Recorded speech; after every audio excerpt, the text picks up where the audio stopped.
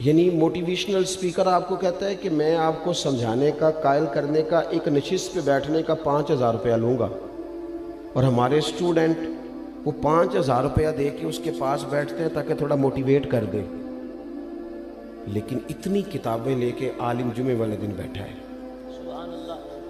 اتنی کتابیں لے کے، اور وہ کہہ رہا ہے تم سے کوئی مطالبہ نہیں، صرف ذرا جلدی آ جاؤ۔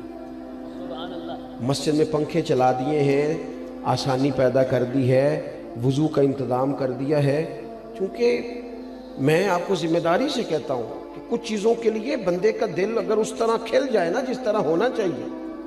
میرے اسا فرمایا کرتے تھے خیرات لینی ہو تو صرف پیالہ تو سیدھا کر لے بندہ، اگر پیالہ ہی سیدھا نہیں ہے، ہمارا وہ مزاج نہیں، معذرت کے ساتھ مذہب کے معاملات میں بات سننے کا، پڑھنے کا، غور کرنے کا، اگر وہ مزاج ہو ایک منٹ کے لیے کہیں اور نہ جانا پڑے، تھوڑا سا نا حقیقتوں کا سفر کرے۔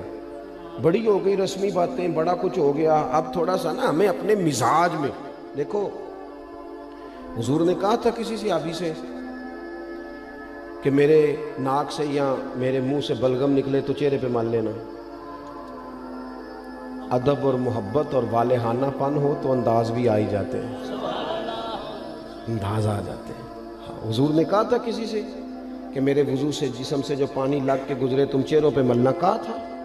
بلکہ آپ صحیح مسلم شریف دیکھیں، حضرت ابو ایوب انصاری رضی اللہ تعالیٰ عنہ فرماتے ہیں نبی کریم علیہ السلام میرے گھر کو حضور نے رونق بخشی، میرے غریب خانے پہ آئے تو میرے گھر کی 2 منزلیں تھیں، نیچے میں رہتا تھا، اوپر کئی دفعہ بچے ہوتے تھے یا خالی ہوتا تھا۔ جب محبوب تشریف لے آئے تو میں نے عرض کی حضور جو آپ پسند کریں، تو فرمایا میں نیچے رہتا ہوں، لوگوں نے آنے جانا ہے، لوگوں کو آسانی ہوگی۔ حضرت ابو ایوب انصاری کہتے ہیں بچے لے کے چھت پہ چلا گیا، لیٹ گیا، رات کو میں اٹھا، اچانک آنکھ کھلی، چھت پہ چل رہا تھا تو میرے دل میں خیال آیا کہ ابو ایوب کہیں ایسا نہ ہو کہ جہاں تیرے پیر ہیں وہاں نیچے حضور آرام فرما ہو۔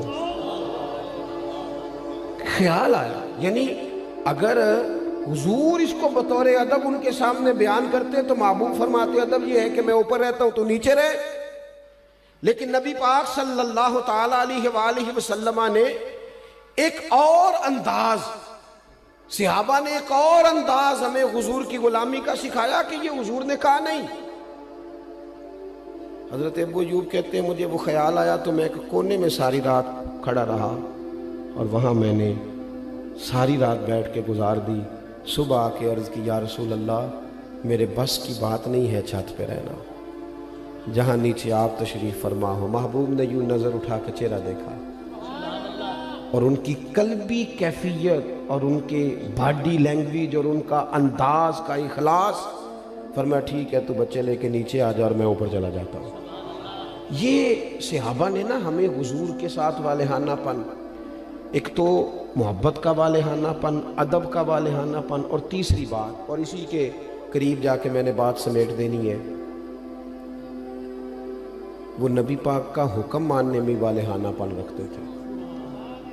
آج کل کسی دوست سے کہیں نا نماز پڑھو، وہ کہنا ہے تسی دعا کرو میرے لیے، میں نماز پڑھا کراں، تو میں کہنا بینک تنخواہ آ جائے کدی نہیں کسی دعا کرائی کہ دعا کر دیو میرا تنخواہ لین جانو دل نہیں کرتا پیا، کرائی کبھی کی ہنسنے کی باتیں نہیں ہے، اللہ معاف کرے، مسجد میں کیوں ہنسنا ہے جی ہم نے؟ او بھائی کبھی دعا کرائی ہے کہ فلانے بندے سے پیسے لینے ہیں، وہ کہہ رہا ہے کہ پیسے لے جا کہ میرا جانے کو دل نہیں کر، کرائی ہے دعا کبھی؟ بولو نا، دل کرتا جانے کو، مسجد آنے کو کیوں نہیں کرتا؟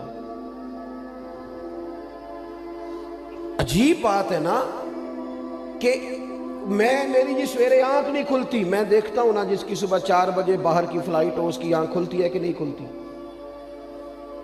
کس طرح کا مذاق ہم کرتے ہیں اپنے آپ کے ساتھ، اور ہر آدمی کا حکم مقدم ہے میرے تیرے لیے، اور جو نبی پاک نے حکم دیا ہے میں کسی غیر سے جا کے کہوں کہ چہرے پہ داڑھی رکھ، نبی پاک کی سنت ہے نا، تو حضور کے غلام سے کہنا ہے نا، اور حضور کا غلام کہہ رہا ہے میں ابھی نیک نہیں، میں کیسے رکھ لوں؟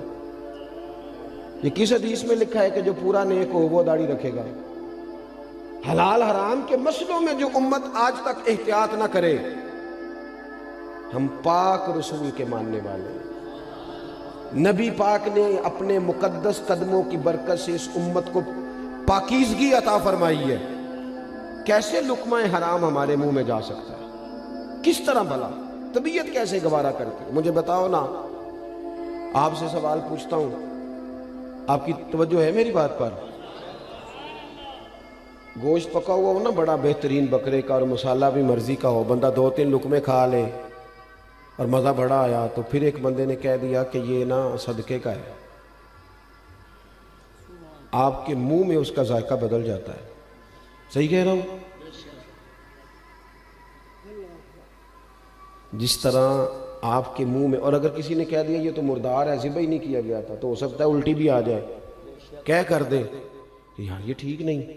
تو میرے بھائی، جس طرح اس پر کہہ آتی ہے نا ایک لقمے پر کہ یہ حرام ہے، اس طرح تیرے پاس جب 50 لاکھ حرام کا آئے اس پر بھی کہہ آنی چاہیے، اس پر بھی تجھے الٹی آئے، تجھے گھن آئے۔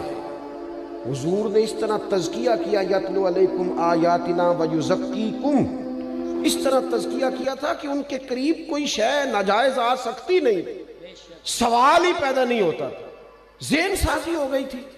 آج اور پھر آپ کو ایک بات اور عرض کروں، نبی کریم صلی اللہ تعالی علیہ وسلم نے چاند کے 2 ٹکڑے کیے، ڈوبا ہوا سورج موڑا، پتھروں درختوں نے حضور کا کلمہ پڑھا، لیکن یہ ساری شانیں حضور کی بعد میں معروف ہوئی ہیں۔ نبی پاک کی جو بات سب سے پہلے لوگوں کے پاس آئی تھی وہ تو صادق اور امین ہونا ہے۔ ہاں، میٹھا کھانا بھی سنت ہے، لیکن سچ بولنا سب سے بڑی سنت ہے۔ مسواک کرنا بھی سنت ہے، لیکن دل صاف رکھنا سب سے بڑی سنت ہے۔ تو یہ کیا بات ہوئی؟ چند ظاہری چیزوں پر تو عمل ہو جائے اور اسی کو پورا دین سمجھ لیا جائے، لیکن جو نبی پاک علیہ الصلوۃ والسلام نے معرفت کا نور اور روشنی دی ہے اس پر توجہ نہیں، اور بات ماننے میں بہانے، ہیلے بہانے۔ میں نے دیکھا ہے سیانے بیانے بندے اور مسجد کے اجرے میں میٹنگ ہو رہی ہے، اور انہوں نے کئی مولویوں کی پگڑیاں بھی کھول دی ہیں کہ فلانا کوئی کام نہیں کرتا، فلانا پیر غلط ہے، ان کو ساری تبصرے آتے ہیں۔ نماز کا ٹائم آتا ہے تو ان میں سے بہت سارے لوگوں کو کام یاد آ جاتا ہے، کئی کہتے ہیں میں نے وہاں جا کے پڑھنی ہے۔ یہ کیا صرف لفظوں کا ہیر پھیر ہے؟ صرف ہم نے میں جاتا ہوں نا، اب تو خیر مشکل ہو گیا ہے زیادہ جانا، ادارے کی مصروفیت بڑھتی جا رہی ہے دن بدن، لیکن میں دیکھتا ہوں کہ 21ویں محفل ہے جی ہماری، بانی محفل بتاتا ہے آپ نماز پڑھتے ہیں کہ نہیں، دعا کرو۔ 21 مولوی مل کے بھی تجھے نیک نہیں کر سکے۔ میں نے کہا آج کے بعد نہ بتانا کسی کو، وہ کہیں گے کس طرح کے لوگ ہیں، 21 بندے آئے اس کے پاس اور ایک کی بھی بات نہیں سن سکا۔ چیزوں کو اصل پہ لائیں، اصل ہوتی ہے، اور بنیادیں ٹھیک نہ ہوں تو پھر آپ عمارتیں کھڑی کریں، کیسے کھڑی ہوں؟